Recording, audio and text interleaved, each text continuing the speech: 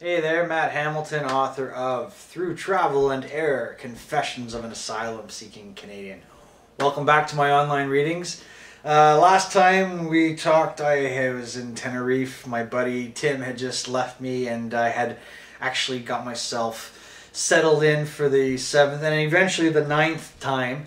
And I was actually quite happy, you know. I was making some money, I had a job, things weren't going to be that bad. And 4 months actually disappeared. I was there for 4 months, believe it or not.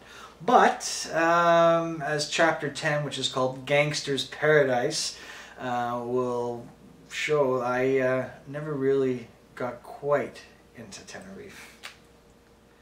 I never really settled into the rhythm of Tenerife, and at the end of the day, I believe this was a good thing. After the 9th and final move, I was finally able to unpack and call somewhere home. However, I was never able to feel at home. Call it a gut instinct, but when I first arrived in December, I detected something perplexing about the island. Initially, I couldn't determine which factor was bothering me. In any event, I wasn't in a financial situation to attempt another drastic move, so I forgot about it, or possibly even blocked it out. Despite having spent 4 months in Tenerife, I was still not positive what aspect made it impossible for me to settle down and unwind. There were many factors to consider. And it's true. I mean, one, the island, although Spanish, wasn't Spanish. It was Brits. And cheap, tacky, touristy Brits. I mean, I was getting nothing Spanish out of my experience there. And the tourists, I mean, it was a beautiful island, but they were there for one reason first and foremost. Drugs. I mean, everybody was coked and pilled up all the time, which really, took away from it. And again, I'm open-minded, but that should not be the reason for the destination. I mean, people are going there for the week to do drugs for a week. And as a result of that, your locals really didn't look upon us gringos with a pleasant face. And although I wasn't one of these package holiday British tourists who is drugged up trying to shag the women, they didn't know that looking at my face. So it made it tough settling into a routine there. Yeah, I had friends in the restaurant, but they themselves were pretty messed up. Most of these people were young British kids who were on the run from something. Could be parents, could be girlfriends, could be boyfriends, could be the law, and had fallen into this drug trap. It was quite sad, but ultimately there was something else that was tough to handle here in Tenerife. And again, this is where we'll pick up the story where I realize what exactly it is. Over and above these draining and frustration conditions was another matter that made me edgy. It was a factor that literally stared me in the face every day. Yet coming from my idyllic upbringing in Canadian suburbia, I was unaware that such notorious lifestyles existed outside fiction. That I somehow found myself in the middle of this seedy drama was even more unfathomable.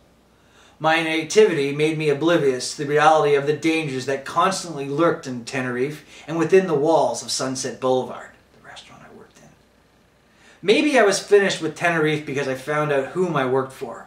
Or should I say, I found out who he actually was. I was told the name of my employer, Rodney Tucker, the day I was hired at Sunset Boulevard. However, it wasn't until late February I found out the identity of Rodney Tucker and his notorious past. I had observed some strange and frightening occurrences at the restaurant, and I had heard several hearsay accounts of some rather violent episodes. They all revolved around Mr. Tucker and his friends. One morning, following yet another peculiar incident in the restaurant, I asked one of my roommates, who had been on Tenerife for a while, if he thought there was a certain air of aggression and mayhem surrounding Sunset Boulevard and its employees. It has everything to do with Tucker and the rest of the brutes, he said cynically. They're all maniacs, a bunch of fucking gangsters. I asked him what he meant by gangsters. They're gangsters, thugs, criminals, call them whatever you want. The whole lot of them are dodgy.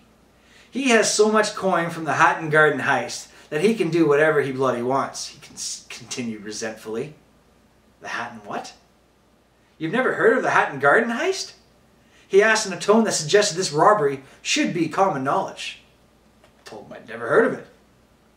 The story he proceeded to tell me about the Hatton Garden heist and Rodney Tucker's involvement was unbelievable. I thought my roommate was talking shit and messing with my head. Yes, there had been some bizarre and unclear events over the past few months, but this story was a stretch. What he described was a plot of a gangster movie, complete with a cast of bad guys. It was such a tall tale that I decided to investigate further. The next morning I went to an internet cafe and Googled Rodney Tucker's name. What I read about my employer not only confirmed what my roommate had said, but it added new dimensions of madness and danger to the already dubious setting of Tenerife.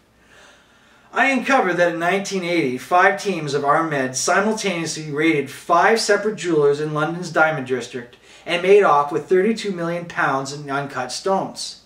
The Hatton Garden heist, as it was labeled, was the biggest and most intricate diamond robbery in British history. Rodney Tucker, despite admitting his involvement in plotting the caper, slipped through a crack in the legal system and was acquitted of all charges, including handling stolen goods.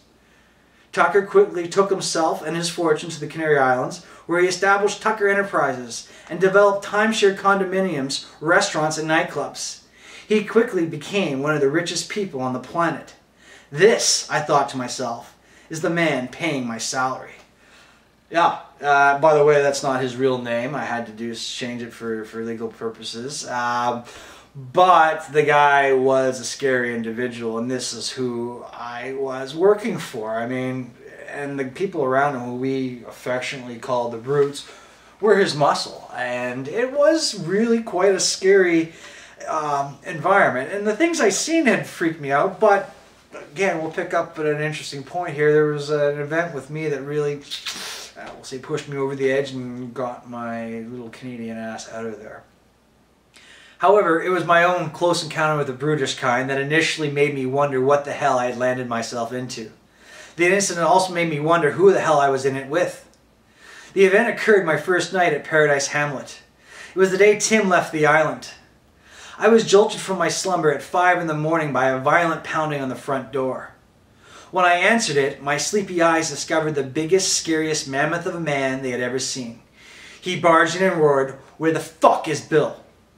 I stuttered that I didn't think there was anybody here by that name. The beast slammed me against the wall. "Don't fuck with me, you little shit. Where the fuck is Bill?" I didn't have an answer. I didn't have the foggiest idea who Bill was. At that precise moment, I would have given my left nut to know the identity of the whereabouts of Bill. That was also the point when my life began to flash before my eyes. That was also the point when the guy I shared the apartment with, whom fortunately or unfortunately wasn't named Bill, woke up and joined the impending slaughter. "Easy, man, Bill isn't here," he bravely intervened, trying to pacify the psycho. "I haven't seen Bill in 5 days. I don't have a clue where he is." The heaving, raging maniac slowed his breathing. He had a puzzled look on his face that suggested his brain was having difficulty comprehending what to do in a non-violent situation. However, he released his grip, and the vein on his forehead returned to its place of origin within his oversized cranium. But his voice still carried a point. "Tell that little prick he owes money and I want it last week." And with that final command, the humanoid stormed out and slammed the door. I swallowed. I looked at my roommate. My eyeballs were safely back in their sockets, and I asked if he could possibly explain why a raging lunatic had threatened me and who, for the love of Christ, was Bill. Bill used to work in the restaurant at Sunsets, but he split last week. I really haven't seen him since. I guess he owes somebody some money. It's best not to ask questions in these situations. He yawned and went back to his room. I'll tell you what, people, that was the last straw for me on Tenerife. If you want to find out more, madmaddiesworld.com. Hopefully we'll see you next week. Bye-bye.